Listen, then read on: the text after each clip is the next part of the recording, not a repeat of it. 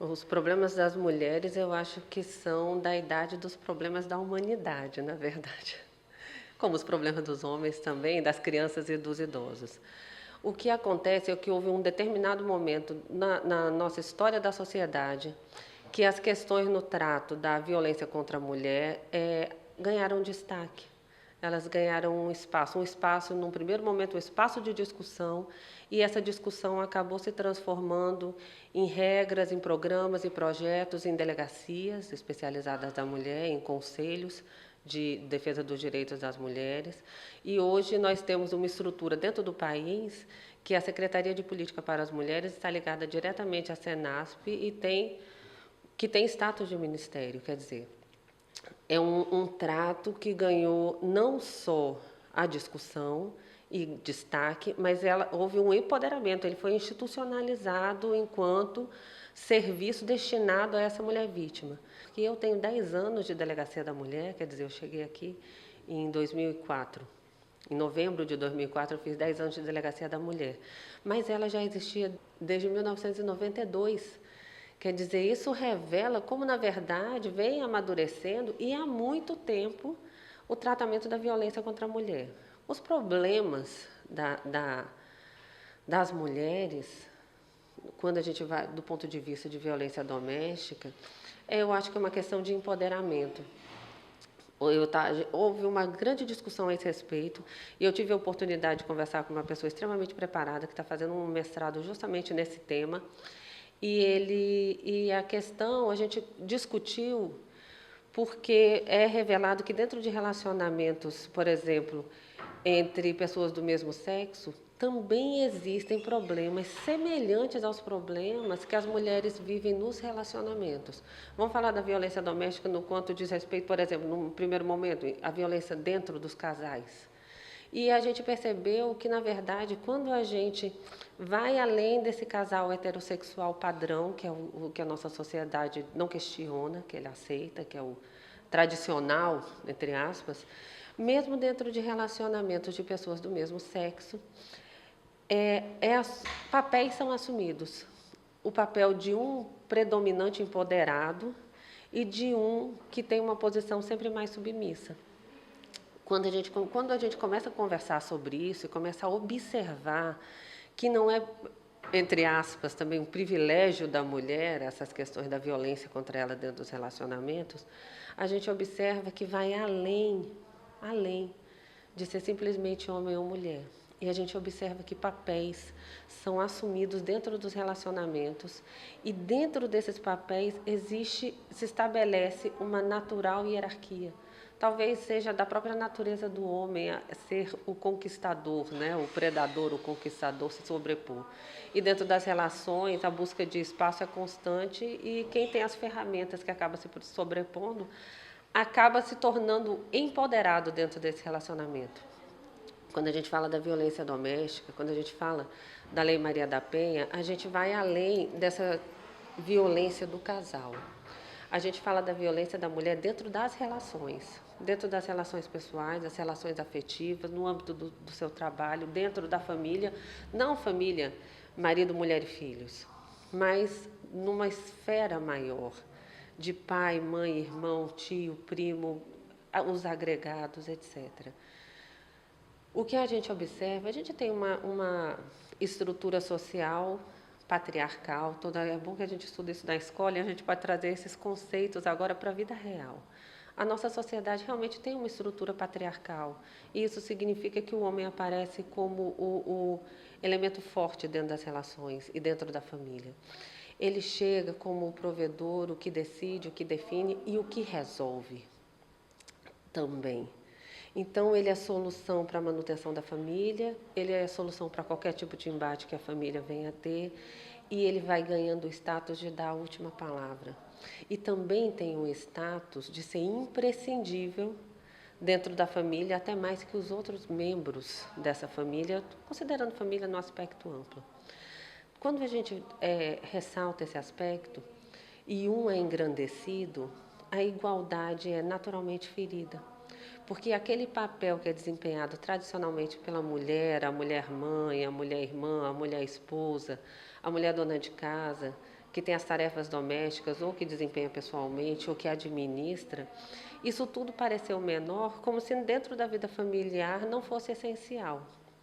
No entanto, tudo isso é cobrado dela e, ao mesmo tempo, o papel de mãe, o papel de esposa, o papel de irmã, o papel de filha. Nós sabemos que quando tem um idoso na família, esse idoso cabe sempre à filha, cabe sempre à mãe, cabe sempre à mulher. Ela tem essa tarefa de uma maneira preponderante. Ela é a cuidadora, ela é o líquido que agrega e mantém a família unida. E esse papel foi diminuído, tradicionalmente. Enquanto a gente tinha uma estrutura social, que a mulher tinha pouco ou nenhum acesso à educação, uma mulher que não votava, uma mulher que não trabalhava, uma mulher que não tinha voz, nem dentro de casa, menos ainda do lado de fora, porque ela tem que começar a falar dentro de casa, a gente percebe que essa mulher ficou encolhida e ficou diminuída dentro dessa sua possibilidade. Mas, à medida que as relações e as estruturas sociais foram evoluindo, essa mulher sai de dentro de casa, do pé do berço, sai do fogão e da geladeira e ela entra em outras esferas, porque a qualificação profissional empodera, o pensamento e a capacidade de se comunicar e de expor suas ideias destaca e cria espaços. E foi isso que aconteceu, não só porque a mulher vota, mas as mulheres foram por vários motivos, inclusive porque filhas de famílias abastadas passaram a fazer mais do que aprender a bordar e a fazer crochê e tricô e a colocar uma mesa de uma maneira irreparável. Elas começaram a ler, elas começaram a estudar, elas galgaram cursos superiores e elas começaram a ingressar ao mercado de trabalho. O que aconteceu predominantemente é que existe um conflito daquela sociedade lá originária, primitiva, quando aquela mulher estava resignada e dentro de um papel hipoteticamente secundário. E ela saiu de dentro de casa, primeiro para estudar, consequentemente para pensar, para refletir, para argumentar, para questionar, e ela ingressa, além de tudo, no mercado de trabalho. Quando ela entra no mercado de trabalho, o papel dela dentro de casa muda. No primeiro momento, ela soma mais uma tarefa, porque não é aceito que ela não dê conta daquela casa, daqueles filhos, da alimentação, a roupa lavada e passada, a casa limpa, os filhos, a escola dos filhos, etc., o alimento, tudo aquilo para trabalhar. Era até uma negociação, ela tinha que dar conta de tudo, que era sua tarefa prioritária, nessa hora prioritária e essencial, mas na hora de ser reconhecido e valorizado secundário em relação ao papel do homem, para poder trabalhar. Só que a realidade urge e as necessidades não mandam recado. E essa mulher que começou a trabalhar, ela começou a contribuir efetivamente com a qualidade de vida das famílias, com o seu dinheiro, com o fruto do seu trabalho.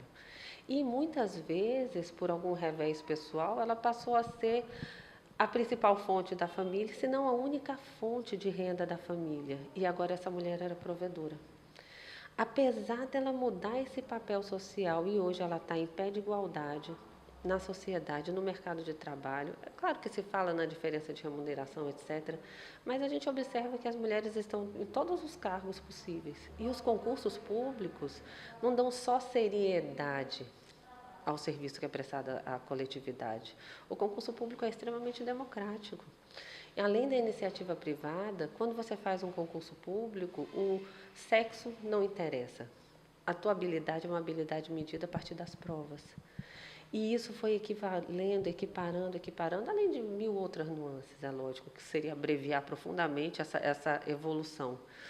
E o que acontece é que agora essa mulher exerce os mesmos papéis daquele homem, provedora, fonte da solução de problemas, manutedora da família e da casa, mas ela continuou num regime de desigualdade. Se haviam conflitos tradicionais, onde a mulher se submetia mansamente, esses conflitos foram ganhando voz à medida que a mulher agora sabia que podia se manifestar. E muito se evoluiu nesse sentido a partir dessas insurgências. Tem o movimento feminista e vários movimentos internacionais e nacionais aconteceram e nós chegamos no dia de hoje. Então, o problema da mulher de Souza é o problema da mulher no mundo. Porque não imagino que nos Estados Unidos a mulher não sofre as mesmas violências que aqui ou no Canadá, que é um país desenvolvidíssimo no primeiro mundo, na Europa, na Ásia, etc. O problema da mulher continua sendo o mesmo. Essa modificação do papel dela fez com que toda a desigualdade no tratamento aparecesse, porque ela aprendeu a se manifestar e a se comunicar, e agora ela fala e ela reivindica, e ela não aceita determinados papéis.